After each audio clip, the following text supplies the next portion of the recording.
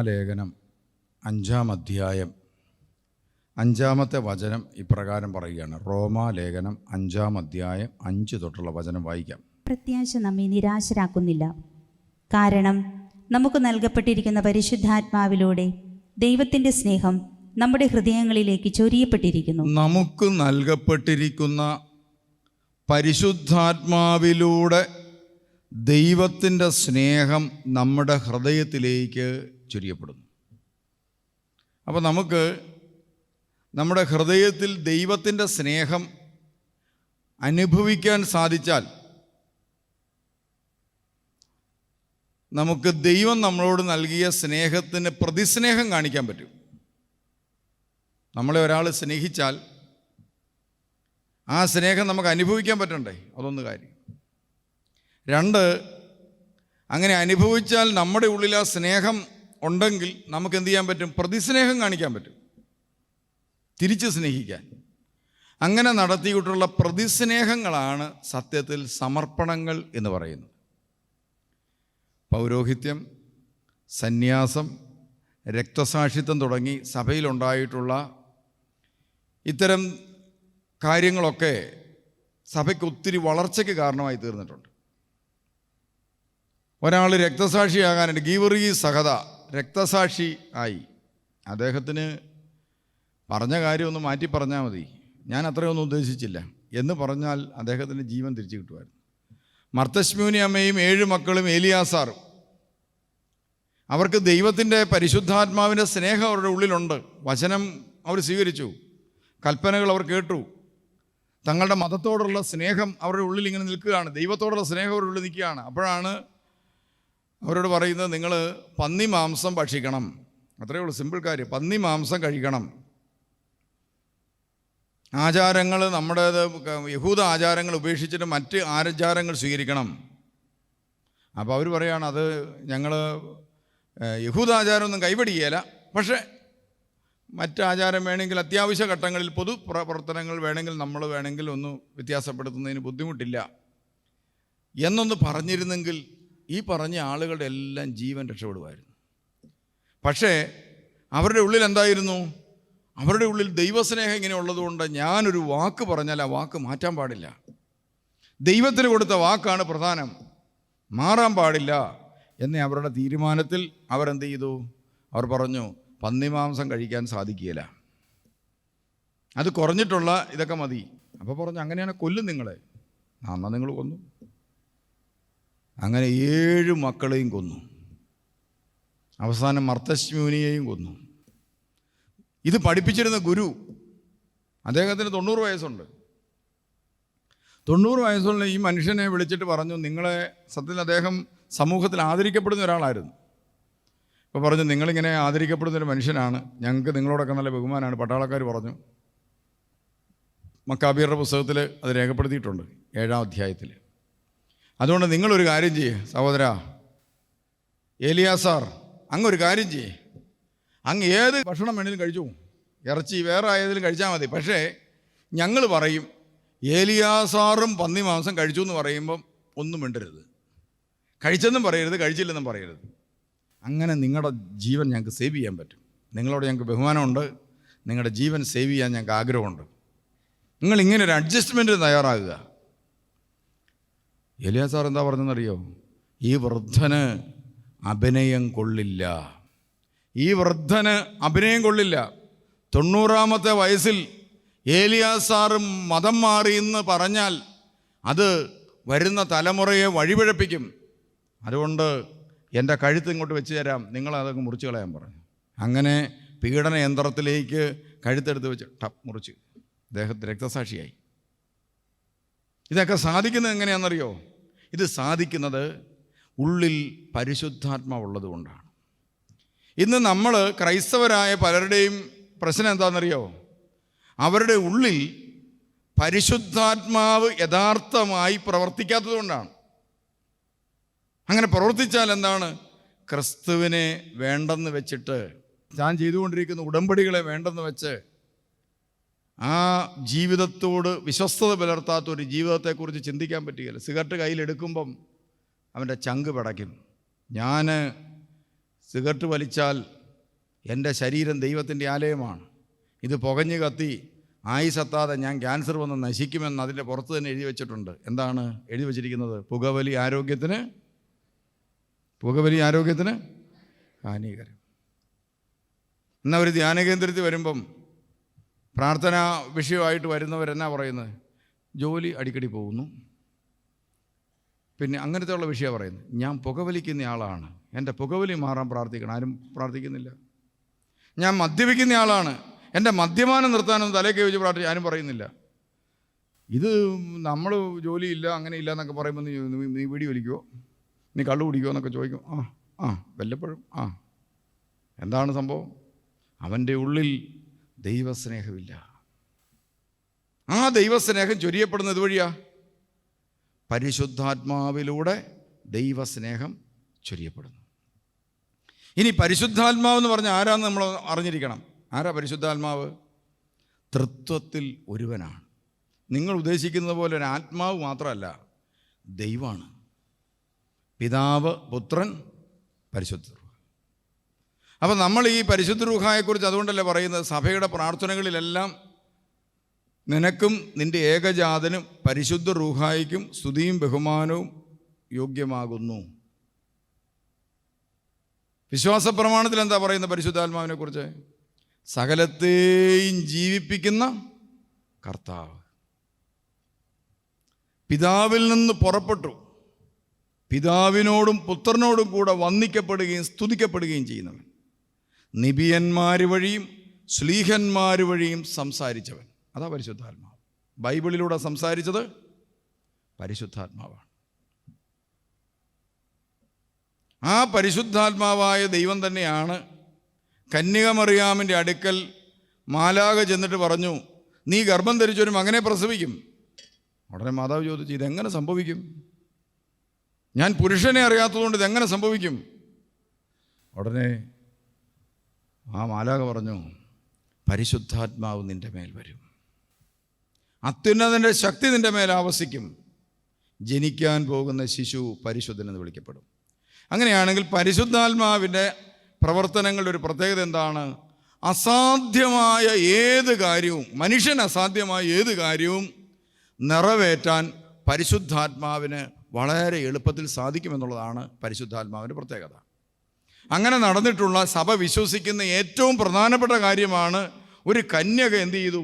ഗർഭം ധരിച്ച് ഒരു മകനെ പ്രസവിച്ചു.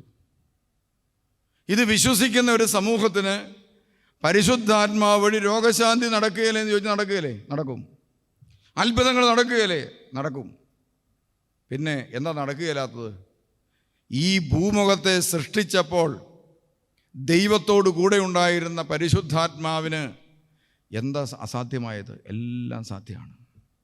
അതുകൊണ്ടാണ് യേശുക്രിസ്തു വളരെ റെസ്പെക്റ്റോടുകൂടി പറഞ്ഞത്, നിങ്ങൾ പരിശുദ്ധാത്മാവിനെ എന്ത് ചെയ്യരുത്, എതിരായിട്ട് നിങ്ങൾ സംസാരിച്ചാൽ, പരിശുദ്ധാത്മാവിനെതിരായി നിങ്ങൾ പ്രവർത്തിച്ചാൽ എന്ത് ചെയ്യത്തിന്? ആ പാപത്തിന് മോചനം കിട്ടാൻ പാടാ. കാരണം പാപമോചനം നൽകുന്നവരാ? പരിശുദ്ധാത്മാവാണ്. പാപമോചനം നൽകുന്നത് തന്നെ പരിശുദ്ധാത്മാവാണ്. അപ്പോൾ ആ പരിശുദ്ധാത്മാവിനെ തന്നെ നിങ്ങളങ്ങ് തിരസ്കരിച്ച് അതിനെ വേദനിപ്പിച്ച് പരിശുദ്ധാത്മാവിൻ്റെ പ്രവർത്തനത്തെ തള്ളിക്കളഞ്ഞു കഴിഞ്ഞാൽ പിന്നെ എങ്ങനെ അവിടെ പരിശുദ്ധാത്മാവ് പ്രവർത്തിക്കും? അതുകൊണ്ട് മനുഷ്യൻ്റെ ജീവിതത്തിൽ ഏറ്റവും വലിയ പ്രശ്നം എന്താണെന്നറിയോ? എപ്പോഴോ എവിടെ വെച്ചോ പരിശുദ്ധാത്മാവുമായി ബന്ധം മുറിച്ചിട്ടതിൻ്റെ ഒരു പ്രശ്നം അവിടെ കിടപ്പുണ്ടാവും. അത് കുടുംബത്തിലായിരിക്കും. ചിലപ്പം നിങ്ങളുടെ കുടുംബം, ആ കുടുംബമായിട്ട് പരിശുദ്ധാത്മാവിൻ്റെ ഒരു റിലേഷൻഷിപ്പ് ഉണ്ട്. എന്താണ്? നിങ്ങൾ ക്രിസ്തുവിന് വേണ്ടി സമർപ്പിക്കപ്പെട്ട് മാമോദീസായിൽ ഒപ്പിട്ട് ഉടമ്പടി ചെയ്തു, ക്രിസ്തുവിന് വേണ്ടി സമർപ്പിക്കപ്പെട്ടു. നിങ്ങളുടെ ഉടമസ്ഥാവകാശം ദൈവത്തിൻ്റെതാണ്. പരിശുദ്ധാത്മാവ് നിങ്ങളുടെ ഭവനത്തെ നിയന്ത്രിച്ചുകൊണ്ടിരിക്കുകയായിരുന്നു. അപ്പോഴാണ് നമ്മൾ എന്ത് ചെയ്യുന്നത്? പരിശുദ്ധാത്മാവിനെ നിരക്കാത്ത, യേശുക്രിസ്തു ദൈവമായിരിക്കെ അവനെ നിഷേധിക്കുന്ന ഏതെങ്കിലും പ്രവൃത്തികൾ നമ്മൾ എന്ത് ചെയ്യും? അറിഞ്ഞോ അറിയാതെ ചെയ്തു വെക്കും. അതോടുകൂടി പരിശുദ്ധാത്മാവിന് നമ്മുടെ ജീവിതത്തിലേക്ക് വരാൻ പറ്റാതെയാവും, പ്രവർത്തിക്കാൻ പറ്റാതാവും. അതോടുകൂടി നമ്മുടെ ജീവിതം ഒരു എംപ്റ്റി ആയി മാറും, ശൂന്യതയായി മാറും. വെളിപാടിൻ്റെ പുസ്തകം 12-ാം അധ്യായത്തിൽ 9 മുതലുള്ള വചനത്തിൽ അവൻ മിഖായേലുമായുള്ള യുദ്ധത്തിന് ശേഷം പിശാച് എന്ത് ചെയ്തു? ഭൂമിയിലേക്ക് വലിച്ചെറിയപ്പെട്ടു. മനുഷ്യൻ ദൈവത്തിൻ്റെ വചനം ലംഘിച്ചതോടുകൂടി പരിശുദ്ധാത്മാവുമായിട്ടുള്ള ബന്ധം വിച്ഛേദിക്കപ്പെട്ടു. അങ്ങനെ വിച്ഛേദിക്കപ്പെടുക എന്ന് പറഞ്ഞാൽ പുറന്തള്ളപ്പെടുക എന്നർത്ഥം. അങ്ങനെ പിശാചും തള്ളപ്പെട്ട മനുഷ്യനും ഒന്നിച്ച് കഴിയുകയാണ്. അതുകൊണ്ട് പിശാച് മനുഷ്യന് നൽകുന്ന എല്ലാ പീഡനവും അവൻ ഏറ്റുവാങ്ങേണ്ടി വരും. ബ്രിട്ടീഷ് അധിനിവേശ കാലത്ത് ബ്രിട്ടീഷുകാരെടുക്കുന്ന തീരുമാനം വഴി നമുക്കുണ്ടായിട്ടുള്ള എല്ലാ ബുദ്ധിമുട്ടുകളും നമ്മൾ അനുഭവിക്കേണ്ടി വന്നിട്ടുണ്ടെന്ന്. ഇതുപോലെ തന്നെ ആരാണോ ഉടമസ്ഥാവകാശം, ആരാണോ ഭരണം നടത്തുന്നത്, ആ വ്യക്തിയുടെ ഇംഗിതങ്ങൾക്കനുസരിച്ച് നമ്മൾ വഴങ്ങിക്കൊടുക്കേണ്ടി വരും. പിശാചാണ് നമ്മുടെ ജീവിതത്തെ നയിക്കുന്നതെങ്കിൽ പിശാചിൻ്റെ ക്രൂര ഭരണത്തിൻ്റെ കീഴിൽ നമ്മളെത്തും. അവൻ്റെ അടിസ്ഥാന ബേസിക് സ്വഭാവം എന്താണെന്നറിയോ? വെറുപ്പ്, വിദ്വേഷം, വൈരാഗ്യം, മ്ലേച്ഛത, അശുദ്ധി. ഇതിനെക്കുറിച്ചല്ലേ പറയുന്നത്? ജഡത്തിൻ്റെ വ്യാപാരങ്ങൾ എല്ലാവർക്കും അറിയാം. അത് മുഴുവനും കയറി നമ്മുടെ ഹൃദയത്തിൽ ഇങ്ങനെ വ്യാപിച്ചുകൊണ്ടിരിക്കും. അതിൽ നിന്ന് മോചനം പ്രാപിക്കാനായിട്ടാണ് നമ്മൾ സുവിശേഷം സ്വീകരിച്ച് പാപമോചനം സ്വീകരിക്കുന്നത്. അങ്ങനെ യഥാർത്ഥ വിശ്വാസിയാകുകയാണെങ്കിൽ ഒരു വ്യക്തി ഒരു ദൈവവൈതലായി എന്നതിൻ്റെ അടയാളം എന്താണെന്നറിയോ? അയാൾ പരിശുദ്ധാത്മാവ് പ്രവർത്തിക്കാൻ തുടങ്ങും. എന്നിട്ട് അയാൾക്കൊരു തോന്നലുണ്ടാകും. എന്താ തോന്നലെന്നറിയോ? അബ്ബാ പിതാവേ എന്ന് ദൈവത്തെ വിളിക്കാൻ ഒരാൾക്ക് തോന്നുകയാണെങ്കിൽ അപ്പം മനസ്സിലായിക്കണം, പരിശുദ്ധാത്മാവ് ആ ആളിൽ പ്രവർത്തിക്കുന്നതിൻ്റെ അടയാളമാണ്. ദൈവത്തിൻ്റെ ദേവാലയത്തിൽ പോയി ഇങ്ങനെ നിൽക്കാമെന്ന് വിചാരിച്ചോ? നിൽക്കുമ്പോൾ ദൈവമേ, എൻ്റെ അപ്പനാണല്ലോ എൻ്റെ ദൈവം എന്നൊരാൾക്ക് ഇങ്ങനെ തോന്നുകയാണ്. അതുകൊണ്ട് അപ്പൻ്റെ വാക്ക് തിരസ്കരിക്കുന്നതിന് തുല്യമാണല്ലോ ഞാൻ ദൈവത്തിൻ്റെ വാക്ക് തിരസ്കരിച്ചതെന്ന് ഓർത്ത് ഒരു വ്യക്തിക്ക് ഉണ്ടാകുന്ന സങ്കടം, അതാണ് ദൈവഹിതപ്രകാരമുള്ള പശ്ചാത്താപം എന്ന് പറയുന്നത്. ഞാൻ കള്ളു കുടിച്ചതുകൊണ്ട് എൻ്റെ ലിവർ പോയല്ലോ എന്ന് ഓർത്ത് ആരെങ്കിലും കരഞ്ഞാൽ അത് ദൈവഹിതപ്രകാരമുള്ള പശ്ചാത്താപമല്ല, നഷ്ടത്തെക്കുറിച്ചുള്ള പശ്ചാത്താപം, കരച്ചില്ല. നമ്മളിവിടെ ധ്യാനം കൂടാൻ വരുന്ന പലരും എന്താണ്, അവരൊത്തിരി പേര് കരയുന്നുണ്ട്. എന്തിനെക്കുറിച്ചാണ് കരയുന്നത്? കാശ് പോയതിനെക്കുറിച്ച്, പശു ചത്തുപോയതിനെക്കുറിച്ച്, ജോലി പോയതിനെക്കുറിച്ച് രാവിലെ തൊട്ട് കരഞ്ഞുകൊണ്ടിരിക്കുക. ഇതൊക്കെ എല്ലാവരും ചെയ്യുന്ന കാര്യമാണ്.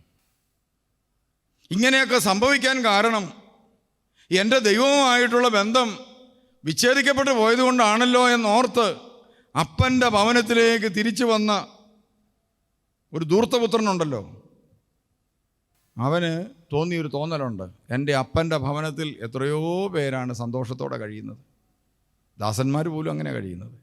എൻ്റെ ഗതി ഇതാകാൻ കാരണം അപ്പനെ ഞാൻ ഉപേക്ഷിച്ചതാണല്ലോ. അപ്പോഴാണ് അതിനകത്ത് എഴുതി വച്ചിരിക്കുന്നത്. എന്താ എഴുതി വച്ചിരിക്കുന്നത് അറിയോ? അവന് സുബോധമുണ്ടായി. അതിന് പറയുന്ന പേരാണ് സുബോധം. അപ്പോൾ ധ്യാനത്തിൽ കൂടുന്ന നിങ്ങൾക്ക് സുബോധം ഉണ്ടായോ ഇല്ലയോ എന്നുള്ളത് അറിയാൻ ഒരു ടെസ്റ്റുണ്ട്. ഇതാണ്, ദൈവത്തെ മറന്ന് ജീവിച്ചിട്ടാണല്ലോ എനിക്കിതൊക്കെ ഇങ്ങനെ സംഭവിച്ചത് എന്ന് ഓർത്തിട്ടാണ് നിങ്ങൾ സങ്കടപ്പെടുന്നതെങ്കിൽ പരിശുദ്ധാത്മാവ് നിങ്ങളിൽ പ്രവർത്തിക്കാൻ തുടങ്ങി. അതുകൊണ്ടാണ് കർത്താവ് പറഞ്ഞത്, അബ്ബാ പിതാവേ എന്ന് വിളിക്കുന്ന പുത്ര സ്വീകാര്യത്തിൻ്റെ ആത്മാവിനെയാണ് ദൈവം നിങ്ങൾക്ക് നൽകിയിരിക്കുന്നത്. രണ്ടാമത്തെ ഒരു കാര്യം, പരിശുദ്ധാത്മാവ് ഒരു വ്യക്തിയിൽ പ്രവർത്തിച്ചു കഴിയുമ്പോൾ പാപത്തെക്കുറിച്ചും നീതിയെക്കുറിച്ചും ന്യായവിധിയെക്കുറിച്ചും കൃത്യമായ ബോധ്യം അയാൾക്ക് കൃത്യമായിട്ട് കിട്ടും. ചിലപ്പോൾ എന്താണ്, അബദ്ധം പറ്റിക്കഴിഞ്ഞായിരിക്കും, അയ്യോ തെറ്റിപ്പോയല്ലോ, എന്നാൽ തെറ്റിപ്പോയെങ്കിൽ തിരുത്തണം. അപ്പോൾ പാപത്തെക്കുറിച്ച് ബോധ്യം കിട്ടിയാൽ അപ്പം തന്നെ തിരുത്തുക. വളരെ സിമ്പിളാണ്.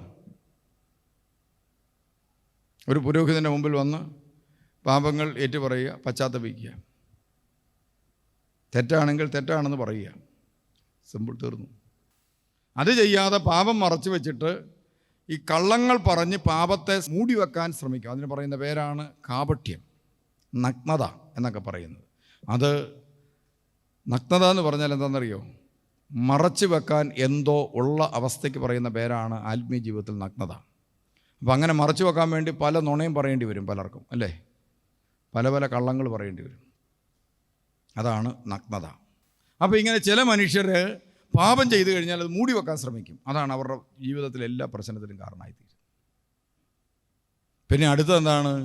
പരിശുദ്ധാത്മാവിൻ്റെ പ്രവർത്തനം അവരിൽ നിലച്ചു പോയി കഴിഞ്ഞാൽ അവർക്ക് അബ്ബാ പിതാവേ എന്ന് വിളിക്കാൻ പറ്റുകയെന്ന് മാത്രമല്ല, ദൈവ സാന്നിധ്യം അവർക്ക് ദുസ്സഹമായിട്ട് അനുഭവപ്പെടാൻ തുടങ്ങും. അതാ വേറൊരു പ്രത്യേകത.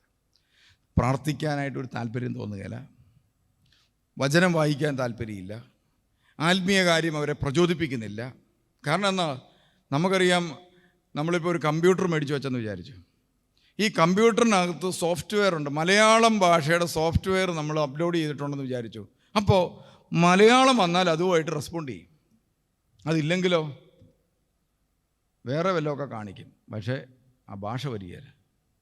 എന്ന് പറഞ്ഞ പോലെ നമ്മുടെ ഉള്ളിൽ പരിശുദ്ധാത്മാവായ ദൈവം ഉണ്ട് എങ്കിൽ നമ്മുടെ ഉള്ള് എന്ത് ചെയ്യും? വചനം കേൾക്കുമ്പോൾ നിങ്ങളല്ല സത്യത്തിൽ സന്തോഷിക്കുന്നത്, നിങ്ങളുടെ ഉള്ളിലെ ദൈവത്തിൻ്റെ ആത്മാവ് സന്തോഷിക്കാൻ തുടങ്ങും. നിങ്ങളുടെ ആത്മാവിനോട് കൂടി ഇരുന്ന് പരിശുദ്ധാത്മാവ് പറയും പ്രാർത്ഥിക്കാവിടെ. അങ്ങനെ നിങ്ങളുടെ ആത്മാവിനെയും ചേർത്ത് പരിശുദ്ധാത്മാവ് പ്രാർത്ഥിക്കാൻ തുടങ്ങും. പരിശുദ്ധാത്മാവ് നിങ്ങളുടെ ഉള്ളിൽ ഇരുന്നുകൊണ്ട് നമ്മുടെ ആത്മാവിനെയും കൂടെ കൂട്ടുപിടിച്ചുകൊണ്ട് പിതാവിനോട് പ്രാർത്ഥിക്കും. അങ്ങനെ പ്രാർത്ഥിച്ച് പിതാവിൻ്റെ ആ ഹിതം നിറവേറ്റാൻ നമ്മളെ പ്രേരിപ്പിച്ചുകൊണ്ടിരിക്കുക. അതാണ് ഹോളി സ്പിരിറ്റ്. അപ്പോൾ പരിശുദ്ധാത്മാവായ ദൈവം നമ്മുടെ ഉള്ളിൽ വസിക്കുമ്പോൾ സത്യത്തിൽ നമ്മളോട് ചേർന്നിട്ട് പ്രാർത്ഥിക്കും. അതുകൊണ്ട് ദൈവിക കാര്യങ്ങളോട് താല്പര്യം ഉണ്ടാകും, ആകർഷണം തോന്നും, അത് കേൾക്കുമ്പോൾ മനസ്സിന് സന്തോഷം തോന്നും, അത് ചെയ്യണമെന്നുള്ള ഇത് സത്യമാണെന്ന് മനസ്സിലാകും, അത് പ്രവർത്തിക്കാനായിട്ടുള്ള ഒരു ആന്തരിക ധൈര്യം ഉണ്ടാകും. ഞാൻ ഈ ധ്യാനത്തിൽ വരുമ്പോൾ തന്നെ ആളുകളെ കണ്ടെത്തുന്നത് ഇങ്ങനെയാണ്. എന്തെങ്കിലും കുഴപ്പത്തിലിരിക്കുന്ന ആൾക്കെന്താണ്, വചനം അങ്ങോട്ട് കേൾക്കാൻ തുടങ്ങുമ്പോഴത്തേനും അവർക്ക് അങ്ങോട്ട് അസ്വസ്ഥതയാണ്. അവരന്നേരം ഇങ്ങനെ മനസ്സിൽ ചിന്തിക്കും, പോയേക്കാരുന്ന്, ഇത്രയൊക്കെ മതി, ഇത് 2 ദിവസം പോയല്ലോ, ഇരുന്നിട്ട് അങ്ങോട്ട് ഇരിപ്പുറയ്ക്കുന്നില്ല, ഉറക്കം വരുന്നു, ക്ഷീണം, അസ്വസ്ഥത. അപ്പം മനസ്സിലാവും എന്താണ് ഇവരുടെ മനസ്സ് ഇതോടെ റെസ്പോണ്ട്. സാന്നിധ്യം ദുസ്സഹമായി തോന്നുന്നു. ദൈവിക കാര്യങ്ങൾ കേൾക്കുന്നത് ദുസ്സഹമായിട്ട് അനുഭവപ്പെടുന്നു. എന്നാൽ കർത്താവിൻ്റെ ആത്മാവുള്ള വ്യക്തിയാണെന്ന് വിചാരിച്ചു, കർത്താവിൻ്റെ ആത്മാവിനാൽ നയിക്കപ്പെട്ടു വന്നൊരു വ്യക്തിയാണ് എന്ന് വിചാരിച്ചു, അയാൾക്ക് എന്നാ തോന്നുന്നു? അയ്യോ, എന്നെക്കുറിച്ചാണല്ലോ പറയുന്നത്, എൻ്റെ കാര്യമാണല്ലോ പറയുന്നത്, കറക്റ്റ്, ഇതെല്ലാം കറക്റ്റ്, എൻ്റെ കാര്യമാണ് പറയുന്നത്.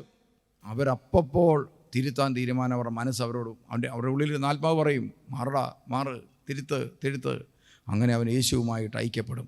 പരിശുദ്ധാത്മാവ് നമ്മളെ യേശുവിൻ്റെ അടുക്കിലേക്കാണ് കൂട്ടിക്കൊണ്ട് വചനവുമായിട്ട് സംയോജിപ്പിക്കാൻ നമ്മളെ സഹായിച്ചു കൊണ്ടിരിക്കും. അങ്ങനെ പരിശുദ്ധാത്മാവിൻ്റെ ശക്തിയാൽ വചനവും നമ്മളും ഒന്നായിത്തീരുന്ന ഒരവസ്ഥയുണ്ടാകണം. ഇതാണ് ദൈവം ആഗ്രഹിക്കുന്നത്. അപ്പോൾ പാപത്തെക്കുറിച്ച് ബോധ്യം നൽകും, നീതിയെക്കുറിച്ച് ബോധ്യം നൽകും. എന്താ നീതി? നീതി എന്ന് പറഞ്ഞാൽ എന്താണെന്നറിയോ? നമ്മളിപ്പോൾ ഏറ്റവും കൂടുതൽ ഉപയോഗിക്കുന്ന വാക്കാണ് നീതി കിട്ടണം. നീതി എന്ന് പറഞ്ഞാൽ ഒരു വ്യക്തിക്ക് അർഹിക്കുന്നത് അയാൾക്ക് കൊടുക്കുന്നതിനാണ് നീതി എന്ന് പറയുന്നത്. അങ്ങനെയാണ് എനിക്ക് നീതി കിട്ടണമെന്ന് പറയുന്നത്, എനിക്ക് അർഹിക്കുന്നത് എനിക്ക് കിട്ടണം, അവൻ അർഹിക്കുന്ന അവന് കൊടുക്കണം. അങ്ങനെയെങ്കിൽ നീതി നടപ്പാക്കും പരിശുദ്ധാത്മാവ്. ഒരു വ്യക്തിയുടെ ഉള്ളിൽ പരിശുദ്ധാത്മാവ് പ്രവർത്തിക്കുന്നുണ്ടെങ്കിൽ നമ്മളിങ്ങനെ ചിന്തിക്കും, ഇതാ ഞാൻ ആ വ്യക്തിയോട് അങ്ങനെ ചെയ്യുന്നത് ശരിയല്ലല്ലോ, നീതിക്ക് നിരക്കുന്നതല്ലല്ലോ, ഞാൻ എൻ്റെ സഹോദരനോട് ചെയ്യുന്നത് നീതിക്ക് നിരക്കുന്നതല്ലല്ലോ, ഞാൻ എൻ്റെ അയൽക്കാരനോട് ചെയ്യുന്നത് നീതിക്ക് നിരക്കുന്നതല്ലല്ലോ. ഈ കരിസ്മാറ്റിക് നവീകരണ ധ്യാനങ്ങളൊക്കെ ആരംഭിച്ച കാലത്ത് ബാറ് നടത്തിക്കൊണ്ടിരുന്ന പലരും ധ്യാനം കൂടാൻ പോയി. കാരണം സ്വാഭാവികമായിട്ട് ഈ ബാറും കള്ളുമൊക്കെ നടത്തുന്നവരുടെ എല്ലാം വീട്ടിൽ സമാധാനം കാണുകയില്ല. അപ്പോൾ സമാധാനം കിട്ടുമെന്ന് പറഞ്ഞാൽ പോയതല്ല, അത് ബാറ് നിർത്താൻ വേണ്ടി പോയതല്ല. പക്ഷേ വചനം കേട്ടപ്പോഴാണ് അവർക്കൊരു കാര്യം വെളിച്ചം കിട്ടിയത്, ഒരു നീതി. ഞാൻ നടത്തുന്ന ബാറിൽ നിന്ന് മദ്യം കുടിച്ച് എത്രയോ കുടുംബങ്ങളാണ് നശിക്കുന്നത്, അതുകൊണ്ടല്ലേ ഞാൻ അന്നം കഴിക്കുന്നത്, അതുകൊണ്ട് ഇനി ബാറ് വേണ്ട. ബാർ ലൈസൻസ് വരെ അതുകൊണ്ട് റദ്ദാക്കിയ അനേകം ബാർ മുതലാളിമാരുണ്ട്.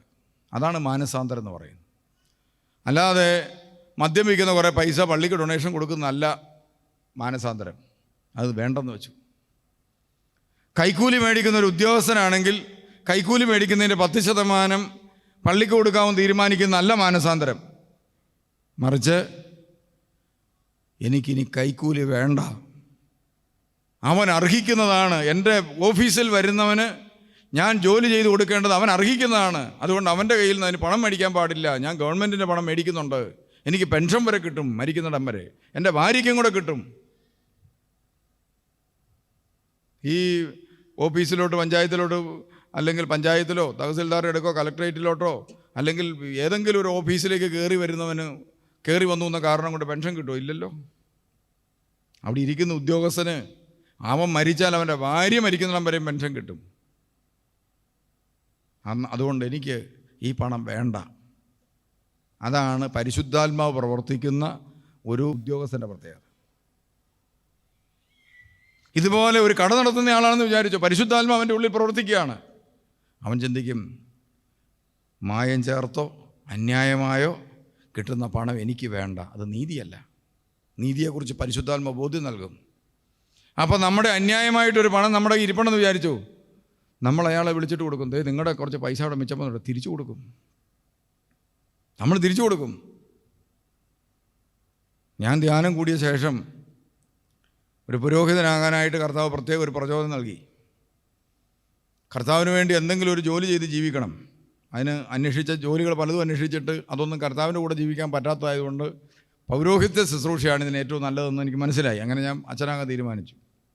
അപ്പോൾ ഞാൻ വൈദികനാകാൻ ഇറങ്ങിത്തിരിക്കുന്ന സമയത്ത് അതിനുവേണ്ടി നന്നായിട്ട് പ്രാർത്ഥിച്ച് കുമ്പസാരിക്കുകയാണ്. അപ്പോൾ എൻ്റെ മനസ്സിൽ പല കാര്യങ്ങളും ഓർമ്മ വന്നു.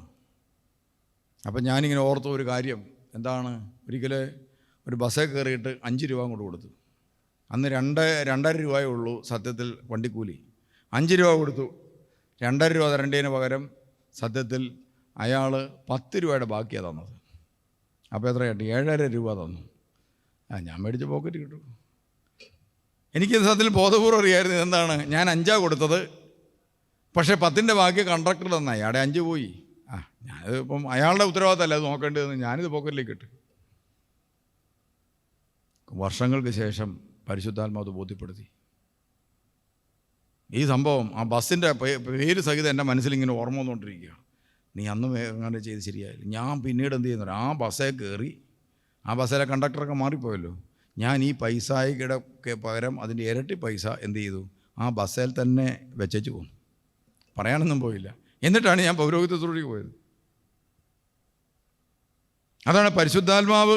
എനിക്ക് പിന്നീടാണ് മനസ്സിലായത്, ഇത് എനിക്കിങ്ങനെ ചെയ്യണം തോന്നിയത് പരിശുദ്ധാത്മാവ് തൻ്റെ നീതി നടപ്പാക്കിയതാണ്. ഇല്ലെങ്കിൽ എന്തു ചെയ്യും, ഞാൻ ചെല്ലുന്നിടത്തെല്ലാം ഇതായിരിക്കും പ്രശ്നം. എന്നെ ആളുകൾ ഇതുപോലെ തന്നെ കളിപ്പിച്ചുകൊണ്ടിരിക്കും. ഇതുപോലെ നിങ്ങളുടേത് പലതും നഷ്ടപ്പെടുമ്പോൾ ഓർക്കുക, വല്ലവരുടെയും മേടിച്ച് കൈപ്പിടിച്ചിട്ടുണ്ടോയെന്ന്. നീതി നടപ്പാക്കണം. പിന്നെ ന്യായവിധിയെക്കുറിച്ച് ബോധ്യപ്പെടുത്തും. കർത്താവ് 2ാമത് വരും. ആ ബോധ്യം ഇന്ന് നമ്മുടെ ക്രിസ്ത്യാനികളുടെ ഇടയിൽ നിന്ന് അന്യമായിരിക്കുക. കർത്താവ് ഇത്രയൊക്കെ കാര്യങ്ങൾ പറഞ്ഞതെല്ലാം കറക്റ്റായി. അവൻ സംസാരിച്ചത് ശബ്ദം വഴിയാണ്, രൂപമാരും കണ്ടില്ല. അന്ന് പ്രവചനമുണ്ടായിരുന്നു, കന്യക ഗർഭം ധരിച്ചൊരു മകനെ പ്രസവിക്കും. അതതുപോലെ തന്നെ അങ്ങ്